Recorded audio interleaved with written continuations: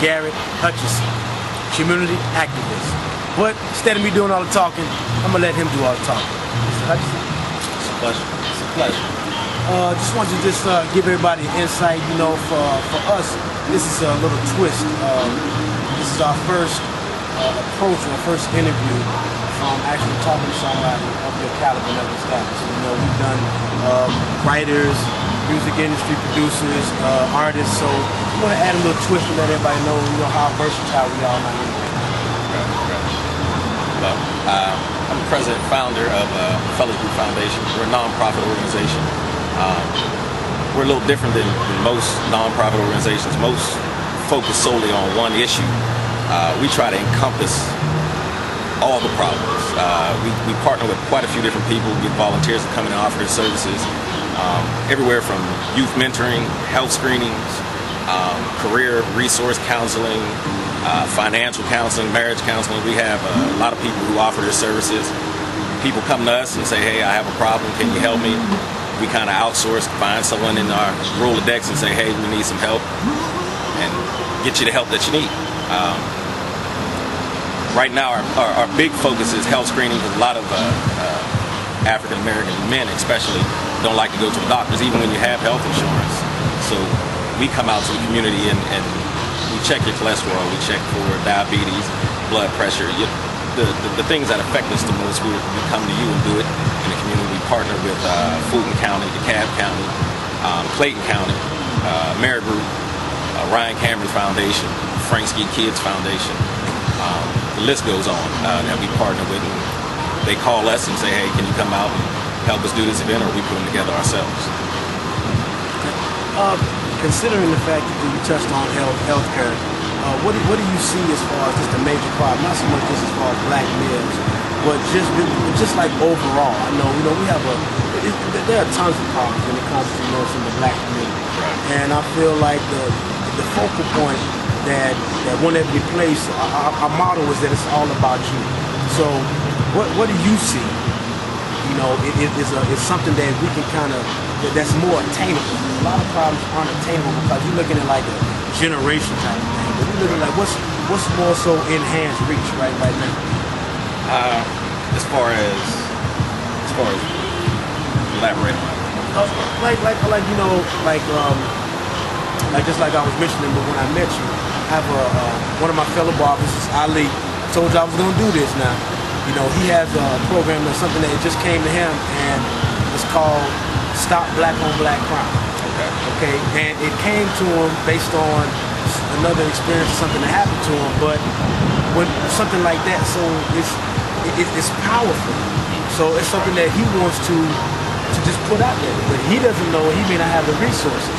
So I said, you know what? I said, that's when we meet somebody today. I said, I'm gonna make sure that I touch bases on it. I said, because you might have that answer or that next door that he can go through to help that cause. So just like, you know, for him it's black on black crime. You know, for you it might be education. But what do you feel that's more attainable for us that we can try to reach right now? I think, honestly, community awareness. That's what I do. I think if we, as a community, nationwide, not just here in Atlanta, but everywhere, if we focus back on the community, the old saying, you know, it takes a village to raise a child. We don't have it anymore, you know, and I think that's our number one problem. We can focus and reach back to our kids and raise them up like my generation, you know, that 35 to 45 used to do and older. We can get to where we need to be, but we don't have that. We don't have any community anything. A lot of people in the black community, they don't even know their neighbors. You know, don't want to speak to their neighbors. Have no desire. You know, the kids down the street, you know they can go up the street and get in trouble. No one says that. You know, and with us, it used to be all about the community, and that's my focus. You know, we need to get back to the basis, the grassroots in the community. Community activism. We need to start focusing on our community leaders. We always put our emphasis on athletes, rap stars, and those things, and there's nothing wrong with that. But, you know, we forget about the people who are really, really doing something. everyone doesn't have the gift to play basketball, but when you play basketball, football, whatever, and they put you on the camera, put you in the limelight, it makes things a whole lot easier, you know. But when you're out here doing like my organization or other organizations, you know, who are out there grinding daily, you know, to give something, we come out of our own pockets a lot of times to do this stuff. So that means we need some sponsors. Exactly. You heard that. You know, that means all you people like the Coca-Colas, you know, any of your big corporations, you know, well, based on what he said, you know, these are things that we need. And that's what One Ebony Place does. You know, we're trying to be a contact source for all information, all backgrounds when it comes to the community. So sponsors, we need you all. And that's another big problem. You know, sponsors are great, but a lot of times if you don't have that celebrity behind you, they don't want to give you the money. And I know we tried to do events where we wanted to give out tennis shoes and back to school supplies, and couldn't get no one to budge. Nobody wanted to work with us, you know, and they gave us a runaround, and we ended up, you know, going back to people we know saying, hey, can you give $10, can you donate a book bag, whatever. And we came up with what we had, you know, so that's the big thing, you know, the little people, you got to remember us. You know, and even when I go out and do events and put a donation jar out there, I can tell you I can be out there 3 or 4 hours and walk away with $5 worth of donation. You know, but if I had a celebrity sponsor come and stand at my table, I'd probably leave out of there with, you know, a couple $100. You know, and the services we offer is not cheap. Anyone who has diabetes, for instance, you know, our diabetes screens, they know the cost of what it takes just to do one screen. You know, and we've done events where we've gone out and done 150 in one day. And if you add that up at about $3 to $5 a pop, you know, you can add up the cost. And we do on average 6 to 7 a month. You know, and we could do more. A lot of times we have to turn people away because we have corporate individuals who, you know, the people they're sponsoring, they're doing it for have health insurance. They want us to come out and do it for them for free. You know, and we have to let them know, you know, we're non-profit, so we're trying to keep it in the community to the people who really, really need us. Money is a thing, you know, and believe me,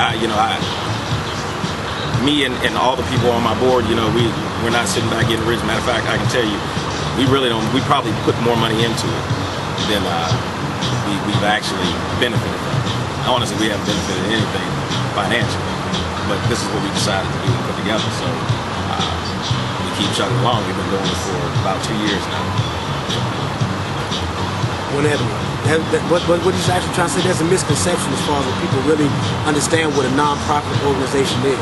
Non-profit means exactly what it is. There is no profit.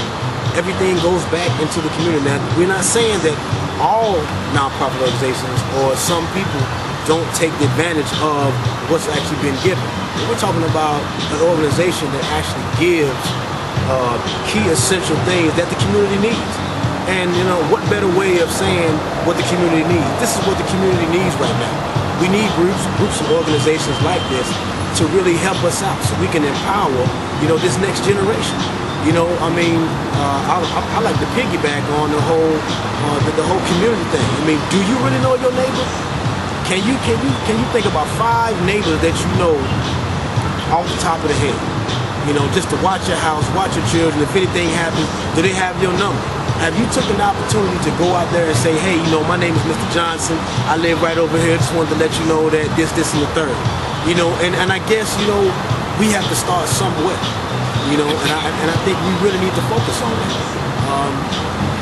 So what's been the biggest event that you've worked on thus far? Giving a little background on to our viewers so they can kind of get a gist of exactly what you do. Probably the biggest